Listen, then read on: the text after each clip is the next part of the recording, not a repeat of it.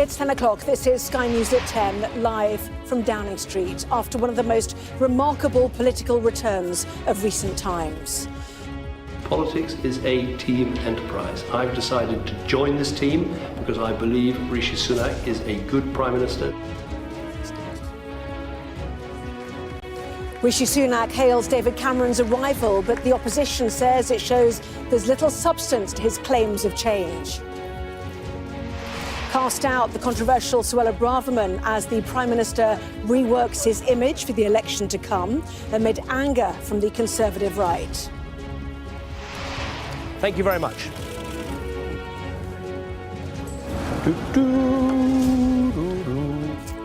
He's in tune with the Prime Minister's priorities, insists David Cameron's allies, and no return to the Brexit battles of the past. Also tonight, the continuing toll of military action in Gaza, as President Biden says its biggest hospital must be protected. The vulnerable families facing price manipulation as the World Health Organization joins the criticism of the price of baby milk.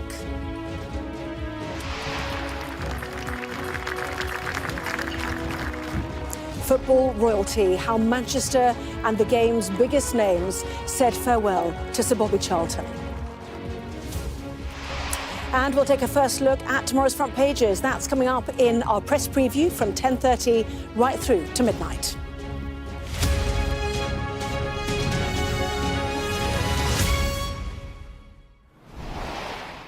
Hello there, good evening. Rishi Sunak told the country just a month ago that his leadership was the only way to create change in British politics. Changing the calendar back 7 years was not what most would have thought he meant. But today, with the shock reappointment of former Prime Minister David Cameron to high office for the first time since his resignation back in 2016, that was very much the impression. Well, the changes at the top of Rishi Sunak's cabinet could hardly be more dramatic. Out goes the controversial Suella Braverman, sacked as Home Secretary. She's replaced by James Cleverly, and his role as Foreign Secretary is taken by David Cameron, created a Lord so that he can return. Well, the ally of Liz Truss, Therese Coffey, has resigned as Environment Secretary and is replaced by Steve Barclay. His role as Health Secretary is taken by the promoted Victoria Atkins. Also promoted are Laura Trott, who becomes Chief Secretary to the Treasury, and Richard Holden, the new Conservative Party chairman. In a moment, we'll hear the angry reaction to the reshuffle from some in the Conservative Party. But first, this from our political editor, Beth Rigby. The cameras trained on this front door, the PM inside now with everyone's attention after this jaw-dropping addition to his cabinet. The former Prime Minister is back as Foreign Secretary. No one saw David Cameron coming. The Rishi reset is on. Appointing an old PM not without risk, Cameron brings with him a leader's charisma and command. David Cameron, are you pleased to be back in government, sir? But complications too, be it Brexit baggage or controversies around his post-Parliament life.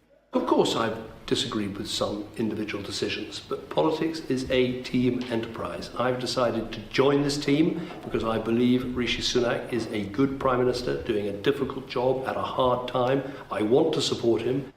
The day started with a vacancy finally opening up after days of speculation. Have you said back me or sack me to the Prime Minister, Mrs Braverman? The Home Secretary sacked after her criticism of the police was judged by the PM a step too far. Are you pleased with the new job, Home Secretary? The former Foreign Secretary James Cleverly moved to the Home Office to replace her. Do you want to distance yourself from the rhetoric of the previous Home Secretary? Well, I intend to do this job in the way that I feel best protects the British people and our interests.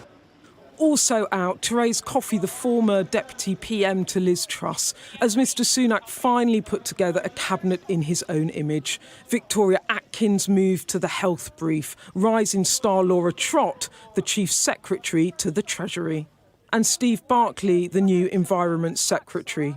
But even as Number 10 briefed this as a new start with new faces, criticism of the return of an old one. One thing the return of David Cameron doesn't signal is change. You can't fix the problems Rishi Sunak is facing with personnel changes. You can only fix them with policy changes, and the Tory party can't do that. But it doesn't sound like change that Rishi Sunak told us he was going to give. It sounds like desperation. For months, the Prime Minister's been struggling to get you, the voters, to give him another look. But today he's grabbed all of the attention. Now, putting David Cameron back into the heart of his government might be seen as the very opposite of change, but it is bold. And here's why. Rishi Sunak is finally doing it how he wants to do it. And yes, these cabinet changes will divide, but at this point the calculation has to be, what has he got to lose? As he turned up in the City of London for a keynote foreign policy speech tonight, the PM keen to focus on work already done, be that on solving tensions in Northern Ireland over Brexit or supporting Ukraine. We've delivered one of the most significant years for British foreign policy in recent times. Challenges at home too. The PM faces the most significant political year of his life. At least now he does so with more confidence of a united cabinet, even as his aides acknowledge this reshuffle will deepen party divisions. A new-look cabinet for the country, an election on the horizon. Can they make it count? Beth Rigby, Sky News, Westminster. Well, they wouldn't go on camera today, but Rishi Sunak's reshuffle and the re-emergence of one of his predecessors has not gone down well with some MPs on the right of the Conservative Party. A frustrating day, one told us. It's 2015 redux, said another, and that scepticism appears to have been shared by many voters, with Snap polling for the pollsters YouGov suggesting fewer than a quarter think bringing David Cameron back was a good decision. Well, our deputy political editor, Sam Coates, has this report. A party conference propaganda video from the Prime Minister titled Rishi Sunak is change. Its message, a promise to break from decades of failed status quo. Be in no doubt, it is time for a change, and we are it. The return of an old face, not the change anyone was anticipating. Private, that's the security detail just opening the door for David Cameron. What? Back to the future with a former PM in the Foreign Office. And back to the centre, too. David Cameron's brand of middle ground Tory politics has long been out of fashion. Suella Braverman had become the face of a new, uncompromising approach. I think I've been pretty clear that these are hate marches. With her sacked, a different approach. The new Home Secretary, one of the party's moderates. Unlike his predecessor, James cleverly won't back tearing up human rights laws to send migrants to Rwanda.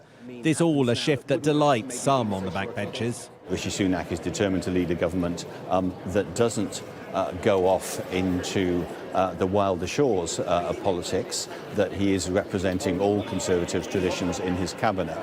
The right of the party much less happy. Ex-Minister Andrea Jenkins, the first public letter of no confidence in the PM, saying enough is enough. More anger in private, with Tory MPs telling me the centre-left wing takeover of the party is complete. It won't work any more than his strategy has over the last year. Another said, I wonder if the PM has been suborned by Reform, the right-wing party, as the reshuffle will be a boon for them. Another said, it's desperate and looks like you're flip-flopping. You go one direction one day, one direction the next. Voters think the Prime Minister was right to sack Suella Braverman, but are less sure about the appointment of David Cameron. Just 1 in 4 voters support bringing him back as Foreign Secretary. But Conservative strategists know he has a different job: to shore up Tory heartlands. After years of talking about the red wall, it feels like that strategy is shifting. Suella Braverman's Fareham constituency has been Tory blue for decades. Even here, voters are split. What she said was right, is what everybody was thinking. I'm really happy, and we're just hoping she doesn't have to be our MP next time as well. The government is woke. You know, they are literally going against the wishes of the people again. A focus on Tory heartlands like this means beating a retreat elsewhere. Another reinvention. Sam Coates, Sky News. Thank you. Well, David Cameron's defining policy as Prime Minister was his Brexit referendum. But 7 years on, he won't be trying to make the old Remain arguments, one of his closest aides told us tonight, where his public stance may put him out of step with politics in 2023, is in his attitude towards China, as our political correspondent Rob Powell reports. Back in the loop, the 7th Foreign Secretary in as many years for a politician who's been out of office for just as long. So we'll have a new Prime Minister in that building behind me by Wednesday evening. It was 2016, after the referendum, that David Cameron resigned as Prime Minister. Thank you very much. Singing himself out of Downing Street. Brexit, undoubtedly his biggest foreign policy legacy, leading the Remain campaign, but failing to convince voters. I do think that David Cameron and Rishi Sunak realise that they do need to work with Europe, and they do need to be in a position where we've got a perhaps better trading position than we have at the moment. So is David Cameron going to suddenly start making all the old Remain arguments? Is he going to go out there and do that? No, he's not. In office during the Arab Spring, David Cameron was ultimately criticised for the UK's intervention in Libya, with MPs calling it incoherent and ill-informed.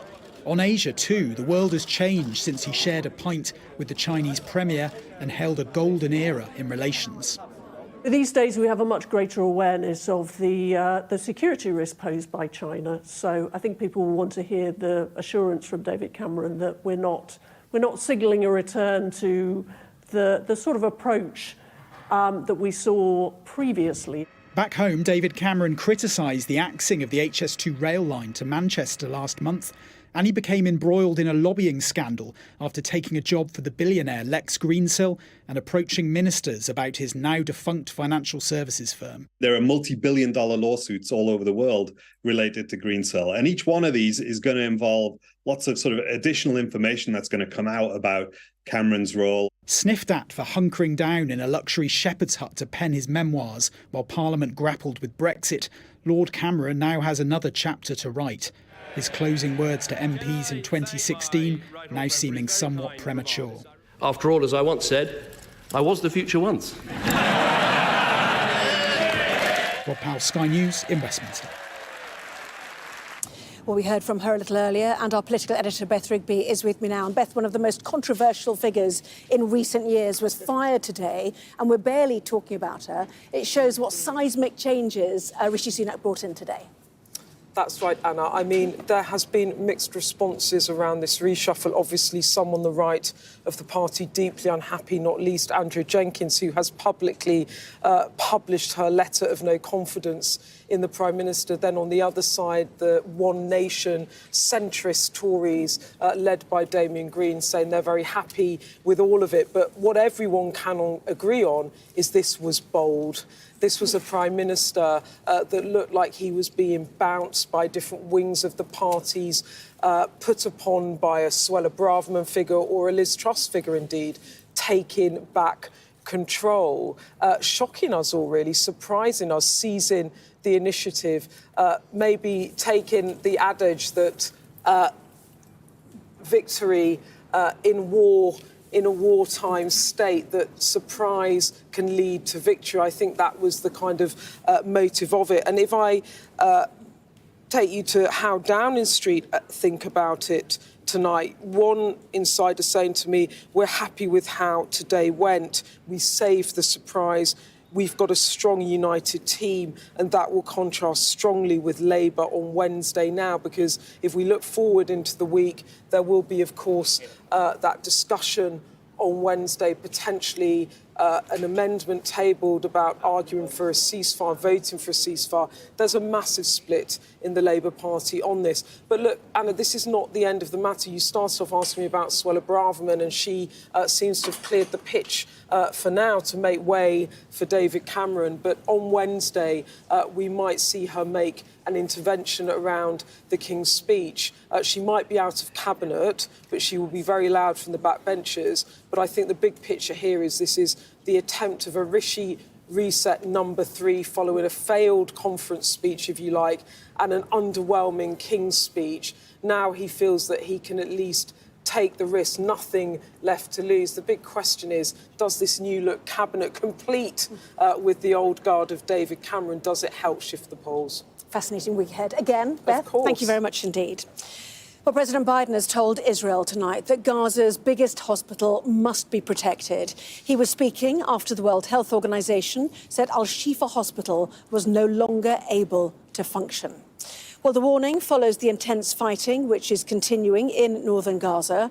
A number of hospitals are beginning to shut down as fuel supplies run out. The Al-Quds hospital has ceased operations and preparations are being made to evacuate 6,000 people, according to the Palestinian Red Crescent. Israel claimed it killed 21 fighters who were shooting at its forces near the hospital. At Al-Shifa Hospital, doctors say patients, including newborn babies, have died because of the lack of electricity. Medical staff are planning to transfer some of those babies still at risk further south to Al-Aqsa Hospital in central Gaza. And they're not the only children at risk, as our international affairs editor Dominic Wycorn now reports. Into the aftermath of an Israeli airstrike. In crowded streets in northern Gaza, dust, confusion, shouts for help. There's been 5 weeks of this now, 5 weeks of pulling the dead from the rubble and racing the injured to hospital, where doctors now say they're at breaking point because they've run out of fuel for generators, with children most at risk, particularly newborn babies. Because of shortage of electricity, they have gathered them all and put them on those beds together so that they can have some more temperature. You know, the winter is getting inside now Gaza. Without having proper temperature for them, they immediately die. Israelis claim Hamas doesn't allow Palestinian doctors to speak freely and uses hospitals as covers for military activity. The focus on Gaza's hospitals threatens to eclipse the suffering of other children in Gaza, those taken hostage by Hamas. There had been a sense of progress in negotiations, raising hopes that some of the hostages could be brought home soon.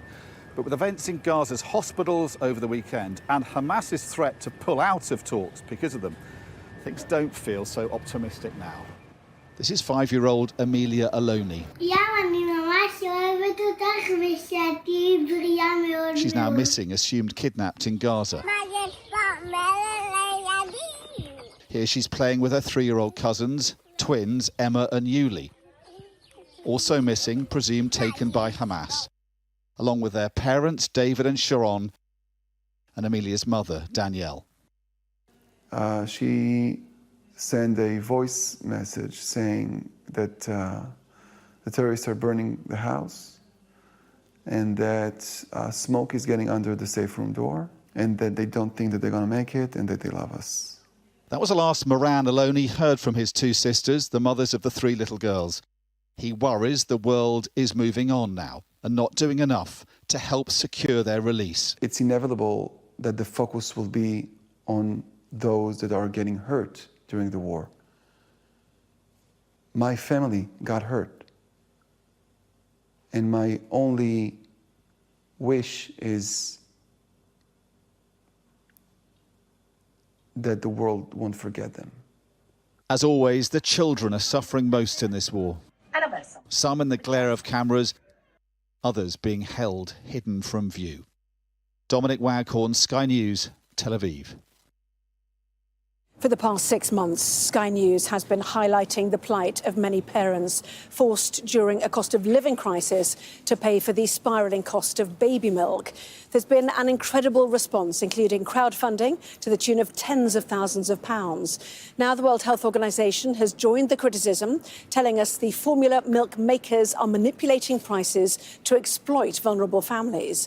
Our national correspondent Tom Parmenter has this report. The money started coming in very, very, very quickly because people were seeing the video report and people were thinking the same as me. How on earth can this be happening in this country? It started within hours of seeing what was going on at baby banks across the UK. I had Sky News on in the background and I'd heard about food banks and organisations struggling to give formula out to parents because of the cost of the formula and they're having to actually ration it. He is a dad of 4 from Essex who decided to do something. I think the motivation for me and a lot of the people donating is just this cannot carry on.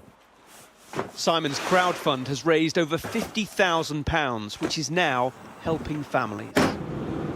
We are just going out buying the milk and getting it to the food banks. We join Zoe, making the first deliveries. I'm upset that it's general members of the public that are putting their hands in their pocket to help others. It's really heartwarming, it's really nice, but people shouldn't have to do that. Next stop, Southend, where we met Martina and her 2-month-old son. When you see the prices on the supermarket aisle, my jaw drops. My jaw literally drops because it is expensive and it is exploiting us young parents. This will make just such a huge difference. What we've seen in so many communities now is that it is public donations and charities that are feeding babies right across the UK. All of them say this is not sustainable. The World Health Organization is scrutinising what's happening. Lawrence Grummer-Strawn, their lead on infant feeding, wants the formula industry to be held to account. are families being exploited? Yes, I think that we can say that. When you see that these prices are being driven down to the consumers and having to pay extremely high prices, they're in a very vulnerable situation, that they have infants that have to be fed, and there aren't many alternatives out there for them, and there aren't really other companies they can turn to, then we would say, yes, that you're exploiting them to increase the profits of these companies, and they have huge profit margins. We really want to make sure we're not making mothers feel guilty. This is not their fault. This is problems that the government hasn't stepped up and supported them in ways that they need to. And we really need government action. The formula companies blame high production costs for the price rises. The Westminster government says they are helping with the cost of living. But the formula fundraising tells a different story. Simon has now teamed up with a national charity to spread this across the country. But they all know that one van and the kindness of strangers will never be enough. Tom Parmenter, Sky News, Essex. Winds of more than 70 miles an hour were recorded in some parts of the UK today as Storm Debbie hit the country. There was an amber warning of possible damage to property and travel disruption in the northwest of England earlier today, and around 100,000 homes and businesses were left without power in Ireland. Well, this is how the storm hit. Ireland experienced the highest winds of more than 80 miles an hour than the northwest and northeast of England. The highest official gusts in the UK were recorded at Aberdaron in North Wales, Killowen in County Down, Capel Curig also in Wales, and in Blackpool. The police and fire service say they are keeping an open mind about the cause of a house fire in Hounslow, West London, which left 5 people dead, including 3 children. The father, Arian Kirschen, survived. His wife, Seema, was one of those who died. The fire coincided with Diwali celebrations and fireworks displays taking place last night. And the Lawn Tennis Association has sacked a member of its council for posting an anti-Semitic message on social media. Wasim Haq compared the Israeli Prime Minister Benjamin Netanyahu to Adolf Hitler in a post he later deleted and apologised for. Mr Haq also sits on the Council of the Football Association, who say they are still investigating. Now, Iceland remains on high alert as it awaits a volcanic explosion following days of heightened seismic activity. A mass evacuation has been ordered for the first time in 50 years, but scientists have downplayed the prospect of a repeat of the 2010 ash cloud that forced flight cancellations across the Atlantic. Well, since late October, the region surrounding the Icelandic capital Reykjavik in the southwest has been experiencing an increase in earthquake activity. Residents in the town of Grindavik have been told to leave their homes after earthquakes damaged roads and homes in recent days. Our science correspondent Thomas Moore reports from just outside the evacuation zone. A brief respite in the volcanic rumblings and a chance for people to risk a return home to grab what they could. 4,000 were evacuated from the village of Grindavik in the early hours of Saturday as molten rock beneath their feet triggered an earthquake swarm. Just the necessary things, just clothes and medicine, some appliances maybe. Yeah, just what we didn't get when we left. Grindavik is in the southwest of Iceland, not far from the capital Reykjavik. The molten rock or magma has pooled in a tunnel 9 miles long close to town. It's risen up from deep in the earth through cracks and is now about 800 metres below the surface. Scientists still don't know where the magma will break through the surface. It's most likely to be inland, just over those hills, perhaps producing a lava fountain. But it could be just offshore, in which case the mix of molten rock and seawater would be explosive and produce an ash cloud. It's unlikely to be on the scale of the 2010 eruption of Eyjafjallajökull, which produced an ash plume that grounded flights over Europe for a week. But this is the first time in 50 years that people have been moved out of harm's way of an eruption in Iceland, and scientists are tracking the magma for clues on what comes next. This magma could either sit beneath the crust or it could pressurise again and reach the surface. And this is why we rely so much now on real-time monitoring. And it means that people returning to this village will have to unfortunately wait several days, if not weeks, before we can give the clearance. In evacuation centres, those who fled Grindavik are still processing what happened. There's this idea back of your mind, that Earth can just open up and swallow you. You never know. So it was really scary. And actually, when I came here to safety, I felt so good, so relieved. An eruption is still considered highly likely. The magma is so close to the surface, there is little holding it back. Thomas Moore, Sky News, Iceland. He was a footballer, a superstar, but still a gentleman, said one of Sir Bobby Charlton's many admirers today. The England and Manchester United legend's funeral took place in Manchester. Applause once more rang out for him around Old Trafford. And among those remembering him were Sir Alex Ferguson and Prince William. Our North of England correspondent Greg Milam has this report.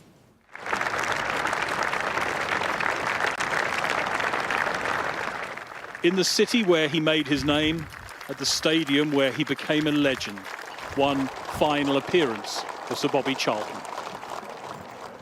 At Old Trafford, under the memorial to those young teammates lost in the disaster in Munich that he survived, to become perhaps the greatest in English football history. Across to Bobby Charlton, another great goal. A World Cup winner whose name became a byword for excellence and integrity, and for fans, this was the passing of a generation. He was one of the best. The best. He was warm, he was friendly, because he talked to him and he talked to you. He wasn't like stuck up or anything. Sir Matt Busby passing, George Best, all the greats passing, and, for me, this is it's the last candles just gone out. The procession through Manchester was a chance for this city to say goodbye. To Manchester Cathedral, for Sir Bobby's family, the private grief of loss shared with the world.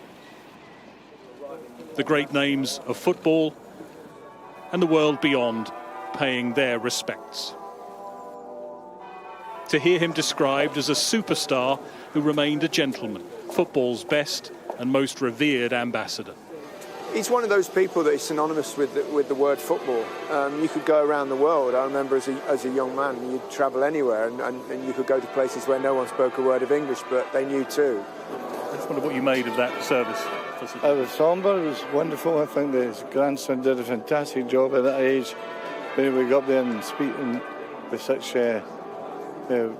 beautiful words and able to put it all over the right way, it was fantastic. They'd heard him described as a man cherished in this city and around the world. A city, a sport, a country, saying goodbye and thank you. Greg Milam, Sky News, Manchester. Well, that was Sky News at 10. Coming up, we'll take a first look at tomorrow's newspapers in the press preview. Tonight, we're joined here in Downing Street by The Guardian's political editor, Pippa Crerar, and the Whitehall editor of the Daily Mail, Claire Ellicott. And among the takes on the Prime Minister's reshuffle, this one from Claire's paper, The Mail calls it Rishi's big throw of the dice. Back with a full look at the newspapers after this.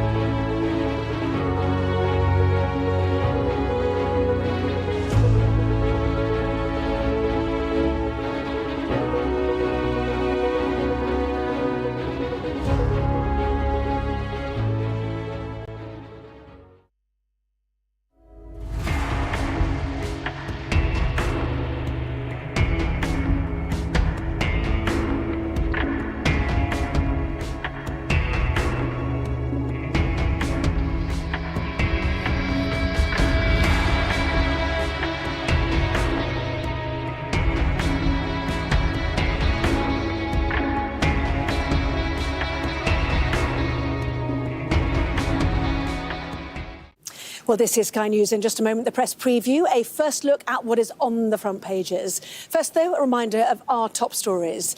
Rishi Sunak has surprised his party by bringing back the former Prime Minister David Cameron as Foreign Secretary. More predictable was the sacking of Suella Braverman as Home Secretary. But the reshuffle has angered the right of the Conservative Party, and a letter of no confidence in Mr Sunak has been submitted to the 1922 Committee of Backbench Tory MPs. And President Biden has told Israel that Gaza's biggest hospital must be protected.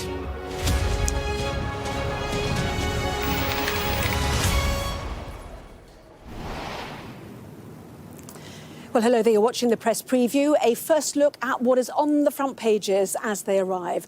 Time then to see what's making the headlines with The Guardian's political editor, Pippa Crerar, and the Whitehall editor of the Daily Mail, Claire Ellicott. Welcome to both of you. Great to see you here in Downing Street as well, with us from now until just before midnight. So, to the front pages, as ever, let's kick off with those. The Eye says it's back to the future after Rishi Sunak took a major political gamble and brought former Prime Minister David Cameron back into Cabinet as his new Foreign Secretary. The Financial Times also leads on the return of David Cameron after Suella Braverman's sacking and the consequent reshuffle. Well, this is how the Metro sees the return of Mr Cameron. Wham, bam, in comes Cam. Claire's paper, the Daily Mail, is in an article that she part authors, it says here. Claire describes it as Rishi's big throw of the dice. Pippa, writing in The Guardian, calls it a stunning political comeback aimed at closing the gap with Labour. Well, according to The Times, it's a comeback from the political wilderness. This is the front of The Sun. Recall me, Dave. The Telegraph says the Cameron return has sparked a backlash from Brexiteers on the right of the party. And finally, the Daily Star says that 88% of women find a bald man sexy. At least that's according to new research by a bunch of eggheads, so the paper says. Somewhere in there, there'll be David Cameron, I'm sure. A reminder, by scanning the QR code you'll see on screen during the programme, you can check out the front pages of tomorrow's newspapers while you watch us and listen to our guests. So let's go to The Guardian's political editor, Pippa Crerar, and the Whitehall editor of the Daily Mail, Claire Ellicott. Lovely to have you both here, penning those front pages for us as well. And Pippa, kick off then with The Guardian, picking out two words from your the headline there. Cameron's shock return in a high-stakes reshuffle. First of all, how shocked were you, and how high stakes is it? Totally shocked, because just half an hour before, Suella Braverman had been sacked, unsurprisingly, we'd all been predicting it, as Home Secretary, and was moved on back to the backbenches. And so obviously the question then was who was going to replace her. There was also speculation around that James Cleverly was going to move from the Foreign Office. And then this car pulls up outside Downing Street, and you and your colleagues, I think it was Sam Coates earlier, Anna, was watching as it all unfolded. Speculation. I think I listened to Kay Burley talking about how ministers arrive in their cars and who is this going to be getting out of the car? And lo and behold, it was David Cameron. Getting out of a taxi. Getting out of a taxi. It was an Uber, was it? And lo and behold, it was David Cameron. So, this sort of collective sharp intake of breath right across Westminster, because although several years ago, I think it was 2018, I remember writing stories about speculation that he had his eye on coming back and ideally would like to do the job of Foreign Secretary. That is some time ago. And he hasn't really been in the public eye for the last 12 months, 24 months. So it was a surprise that we were not expecting. So, yeah, definitely shocked. Yeah, and your paper, the Daily Mail, let's look at that, shall we, as well? Rishi's big throw of the dice. So, again, that theme of jeopardy. Why do you think that is? Is it because, he comes with baggage, Brexit baggage being one of them, for example? Yes, I mean, you've got David Cameron, who led the Remain campaign. He's now the Foreign Secretary. It's a huge shift. Rishi Sunak sacked his most prominent right-winger in his cabinet, and he's brought in David Cameron, the man who led the Remain campaign. It's extraordinary, and it's a real kind of move from Rishi. It's he doesn't have a lot to lose. He's got 1 year left to the election. He's just taken the view, I think, that he has to do something bold. There has to be a major gamble. And David Cameron, like we say, we were also shocked when he emerged today. He is a huge gamble, and it will be really interesting to see, how it pans out. They've got huge differences in policies, and he was a surprise a surprise appointment. Well, let's take a look at the why then, shall we? You know, the argument is that he's jettisoned the populist right wing of the Conservative Party, that he was trying to pacify them and the red wall seats. Now it's all about the shires, about the home counties, about the traditional Conservative areas, trying to prop those up. So would you say this is actually a retreat then for the Conservative Party in where it's firefighting? It's digging its trenches somewhere else. Yeah, I think there's a bit of that, although that's not new. We've seen Rishi Sunak pivot towards the blue wall ever since he's been in power. He doesn't have the allure that Boris Johnson seemed to have. The red wall. Brexit was not the issue that it was in some of those former Labour seats, which went over wholesale to the Conservatives in 2019. So this is not a new thing, but it definitely feels like it's a change from this time.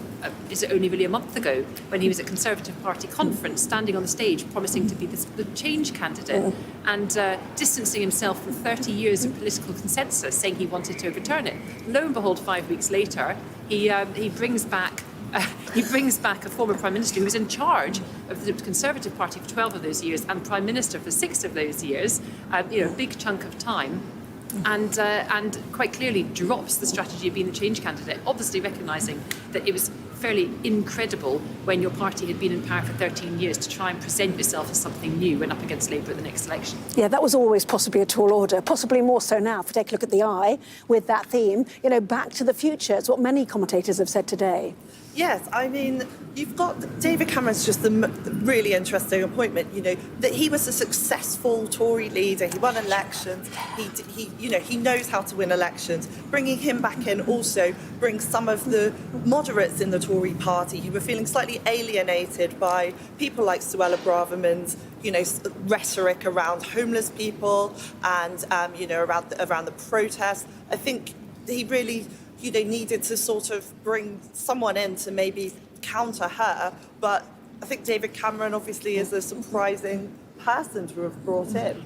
So, Suella Braverman, it's amazing how she's become yesterday's woman so quickly. Whatever David Cameron's appointment has done, it has been a massive distraction, has it not? So what happens to her now? And did Rishi Sunak, work out that the threat of her on the backbenches wasn't possibly as great as he feared and that it was time for her to go? Yeah, it was kind of like the dead cat strategy extraordinaire, wasn't it? I mean, one surefire way of getting rid of Suella Braverman's sacking off the front pages was appointing David Cameron. Not that I'm suggesting that's why they did it, but yes, absolutely. I mean, there was concern inside Number 10 previously that it was better to keep Suella Braverman inside the tent than it was to have her outside. I think that feeling persisted despite the fact that over very many issues she came forward with quite inflammatory rhetoric, which actually really quite upset quite a lot of more moderate Tory MPs. Specifically, the homelessness issue, do you think? He was suggesting that homelessness was a lifestyle choice and that councils should be banned from, charities should be banned from allowing tents on the streets. And then there was stuff around the march, calling the pro-Palestinian marches, calling them hate marches. But they're just sort of the latest iterations in a variety of really quite powerful, hateful rhetoric. The hurricane of global migration, for example. Invasions on our coast, talking about people coming over in small boats across the channel. So, but I think there was calculations done in Number 10, and I think they worked out, certainly the public polling that's been issued today by YouGov and others reflects the private polling, which they'd done themselves, which is that an overwhelming majority of people thought that they'd gone too far.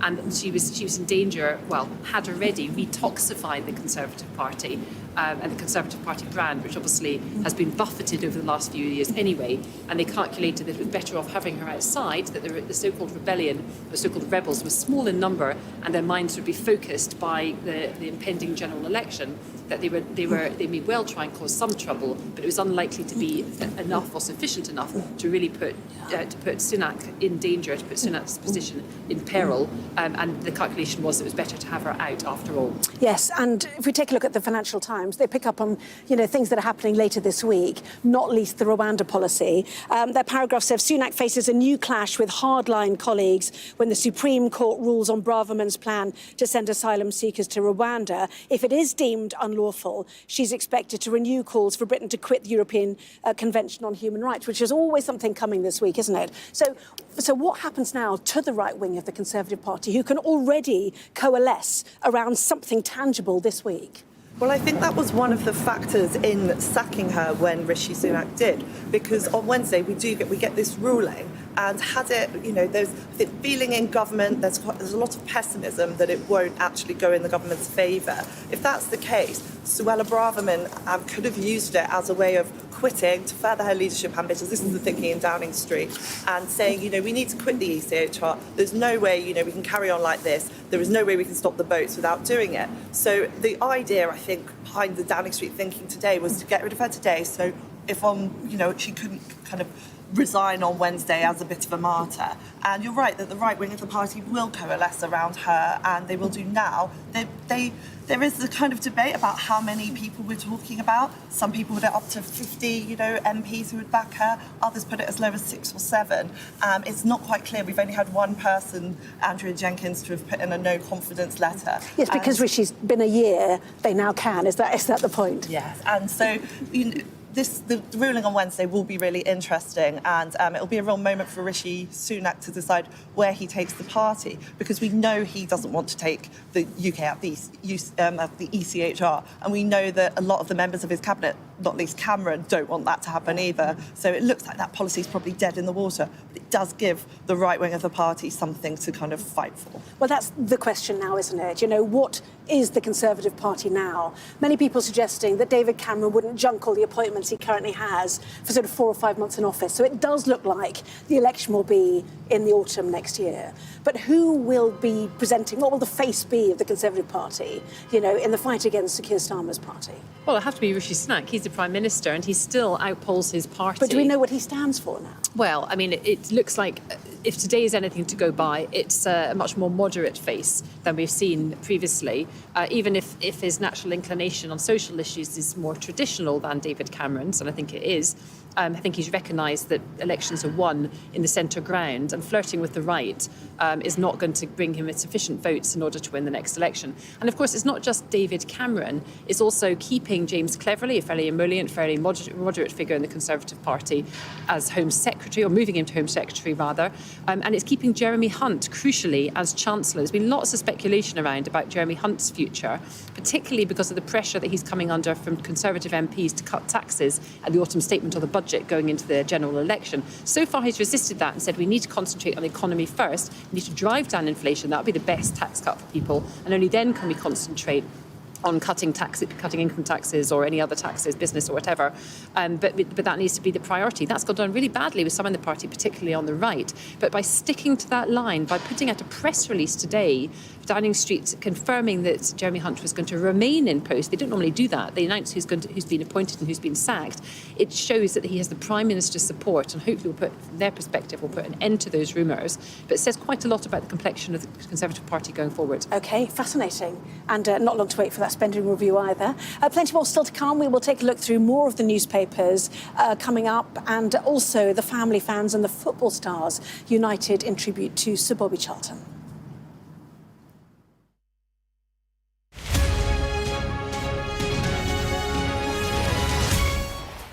Well, we all saw the Aurora display, which was a fantastic reminder that we interact with the solar system. It's the energy, charged particles from the sun that cause the atmosphere, the gas in the atmosphere to glow, and that gives us the Northern Lights, the Aurora Borealis.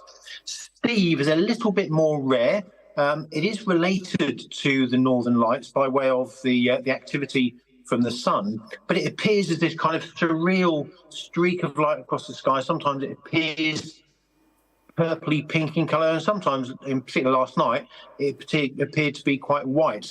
And we believe it's some form of powerful stream of plasma. Now, if you cast your mind back to school days, you probably remember there are 3 types of matter. There's solid, there's liquid, and there's gas. Well, actually, there's a 4th type of matter called plasma, which is a gas which is electrically charged. And Steve is a powerful stream of plasma racing through the atmosphere. And it looks quite wonderful. It's quite rare to see, though. Why is it called Steve? That's the first question that sprung to mind when I heard about it today. Well, there are supposedly links to the kids' movie Over the Hedge. If you remember in that movie where this hedge appeared to the animals one morning, they decided to call it Steve to make it less scary. There's rumoured to be links to that, but it's an acronym for its official title, which is a strong thermal emission velocity enhanced. And that gives you a clue that actually it's quite high temperatures. And it's the velocity of the plasma through the atmosphere which gives us that wonderful light colour. I kind of prefer the over-the-hedge story, though, rather than the official. It is related to the activity on the sun, but I've only ever seen it once before from Norfolk, where I live. But last night, because we saw the Northern Lights, a very powerful display of lights, which are caused by this massive burst of solar particles.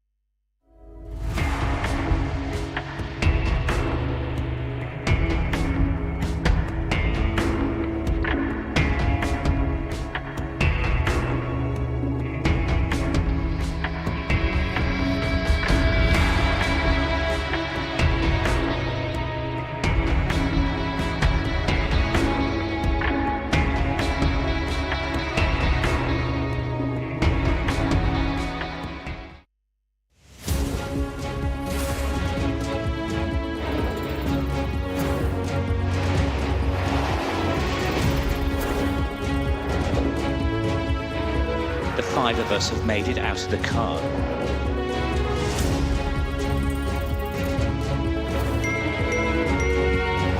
Welcome to Backstage, the film and TV podcast.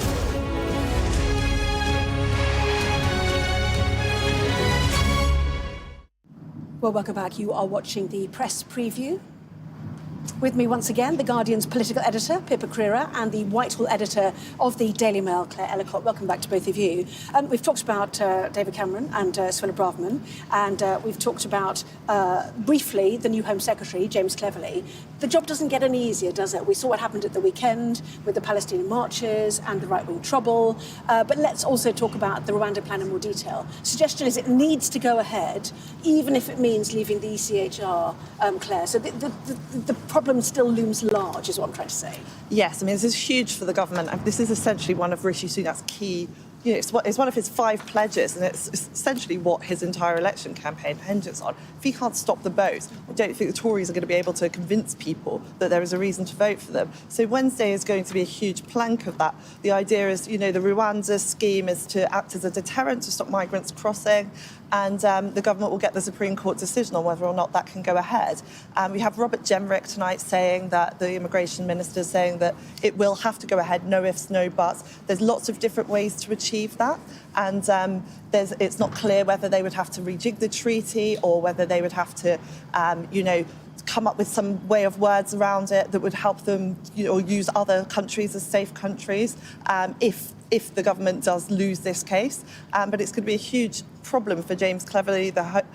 He's just been appointed. It's going to be his first big job, and in the Home Office. So it is going to be massive for the government, and everyone will be watching closely. Yes, so trouble ahead on domestic, trouble ahead on foreign policies. We know as well, David Cameron has already had to meet the Indian Foreign Minister, I think it was today. He had to be sworn in the House of Lords, but he's got this acute problem of the Israel-Hamas war as well. And we certainly know that the hospitals in Gaza are really acute now. Joe Biden has waded in, talking about the need for hospitals to be safe, including Al-Shifa Hospital. This is on the front page, I think, of your paper, Pippa. Yes, and actually it follows that really heart-rending photograph which we published on the front page of Monday's paper of those babies, those premature babies at the hospital, sort of 7 or 8 to a bed, all crammed together and wrapped up warm because the hospital had run out of fuel to run their generators, and so they couldn't keep them in incubators anymore.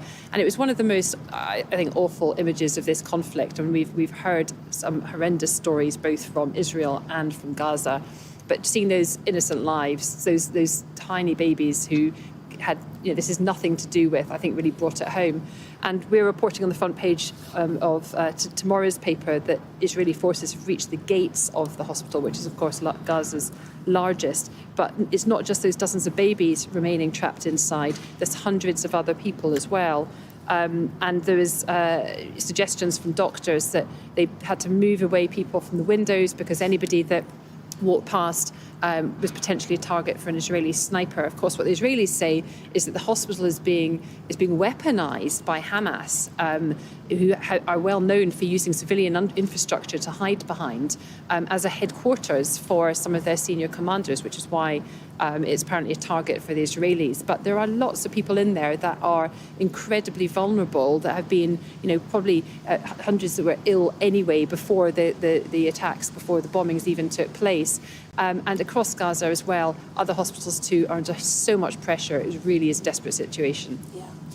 Elsewhere in the reshuffle, of course, we know that Therese Coffey has gone as Environment Secretary, replaced by Steve Barclay, whose job as Health Secretary goes to Victoria Atkins.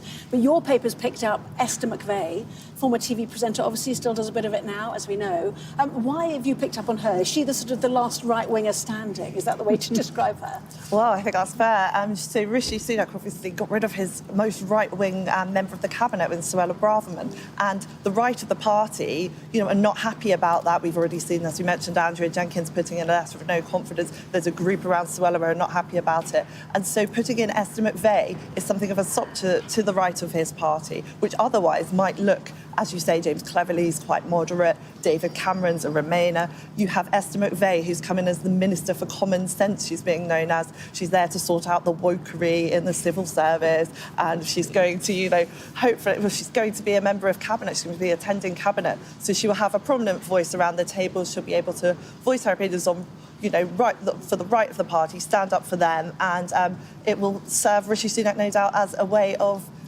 keeping the right of the party happy.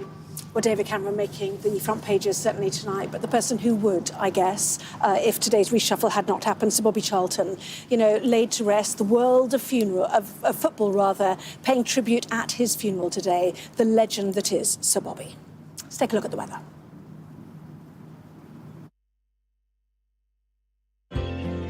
Warm memories wherever you go. The weather, sponsored by Qatar Airways. Well, it will be an unsettled week with further spells of wind and rain. There'll be a mild but windy start tomorrow with a scattering of potentially heavy showers for most parts and some more general rain in the southwest. The morning will bring sunny spells and a scattering of heavy showers to most, frequent and prolonged over parts of Scotland and over southern England for a time. The risk of hail and thunder as well. Southwestern parts look like having the best of the sunshine, while the far north will probably stay mainly dry. There will be little change through the afternoon, although southern parts of both Britain and Ireland will see the showers becoming fairly isolated later on. The weather, sponsored by Qatar Airways. Well, plenty more coverage from here in Downing Street next. David Cameron returning to frontline politics as Foreign Secretary. Plenty for the newspapers to go at and to talk about in our news review.